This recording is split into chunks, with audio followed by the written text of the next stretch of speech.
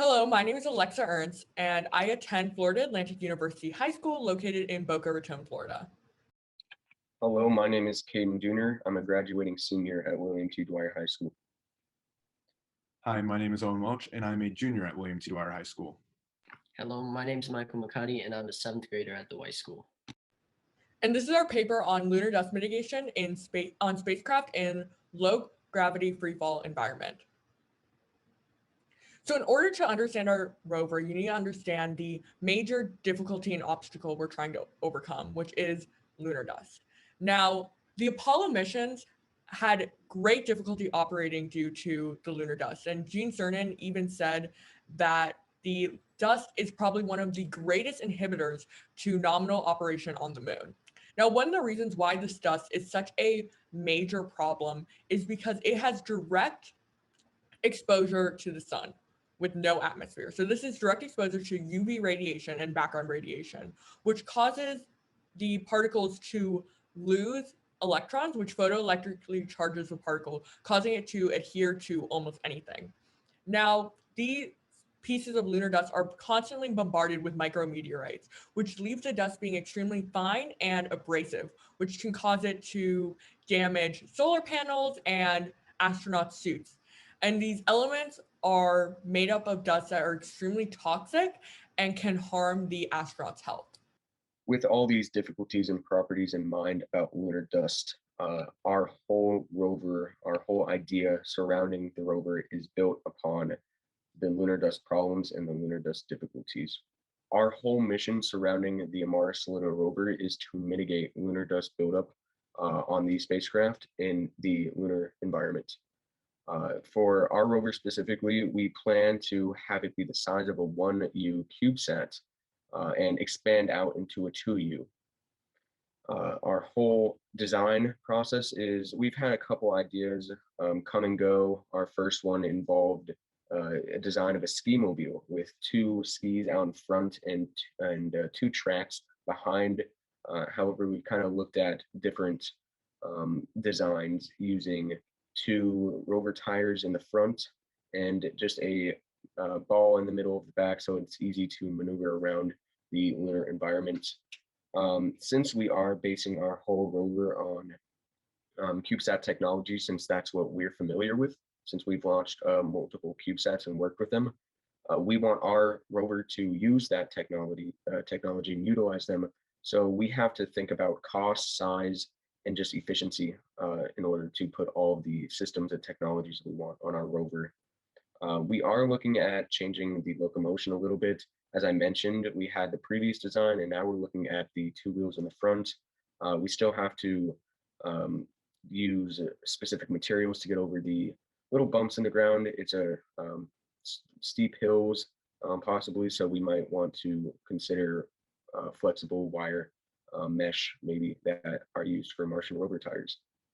As for the EPS, commanded data handling, communications, and optics, we already have an idea of who we want to use to get these devices and technologies.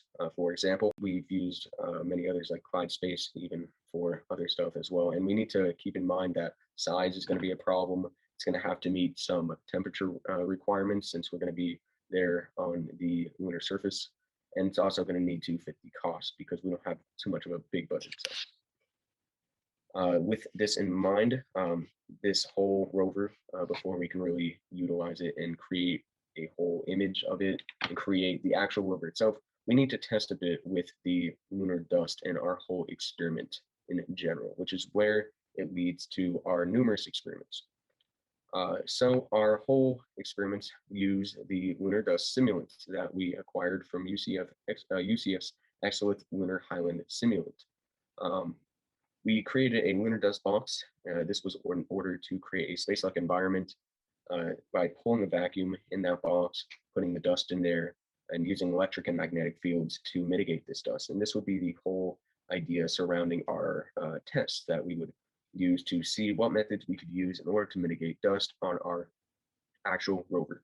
So here you can see the materials and methods that we use to create this dust box. And we'll go into more detail about how it was used in the experiments and what else we used in order to make it better in our other experiments. As for the electric and magnetic field, we used a 50-pound magnet. As we all know, the bigger the magnet, the stronger the magnetic field is.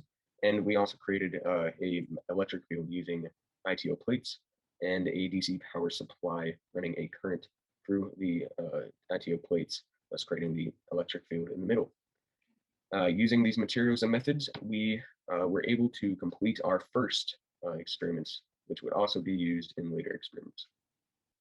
So the initial experimentation process that we went through was to first test whether the ITO plates had an effect on the voltage of the solar panel output. When we ran this, we found that there was only a 2% drop off of voltage throughout the entire process. So therefore, the ITO plates were a viable method of protecting these solar panels from the lunar dust when actually on site.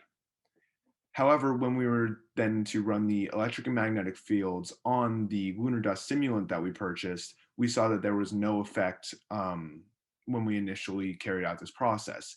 Therefore, with contact with a material scientist at University of Central Florida, we found that the best way to approach ionizing the dust to create a lunar environment was to tribocharge it, which is the process of contact charging, or putting two objects into contact with each other and then removing them to see the transfer of charge.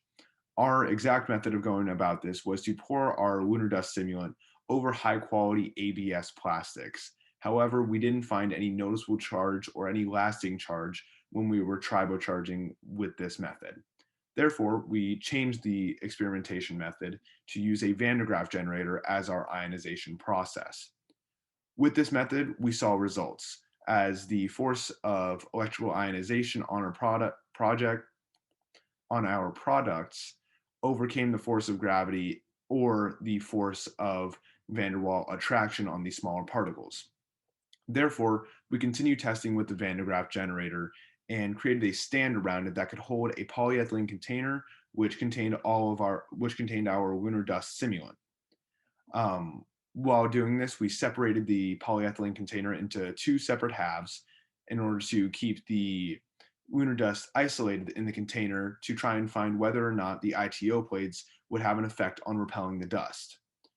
When the lunar regolith had ionized for roughly 1 minute, we then introduced ITO plates, which had been hooked up to a DC generator, and ran voltage through them to see if there was repellent. However, our experiment was inconclusive and we saw varying results, so we're going to have to continue testing this or potentially even change our methods.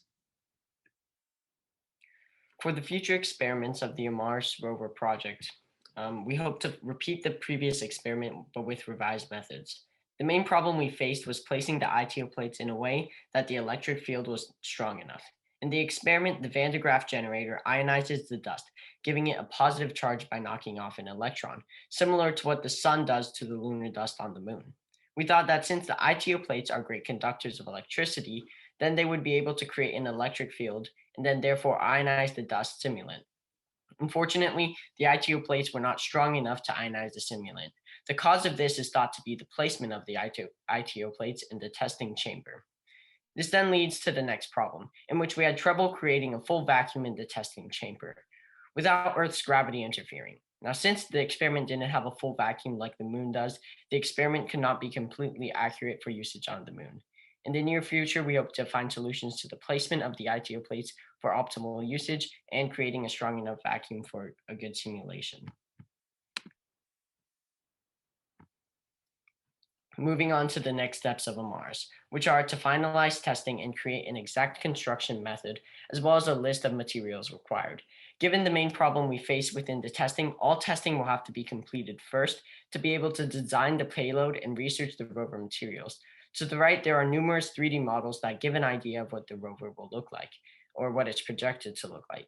It will be 20 centimeters long, 10 centimeters in width, and 5 centimeters in height. Our team has been recently working with Astrobotic to be able to land on the moon through a Peregrine lander.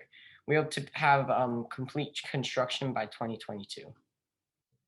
Thank you for listening to our presentation, and if you have any questions, feel free to reach out to us at the emails listed below.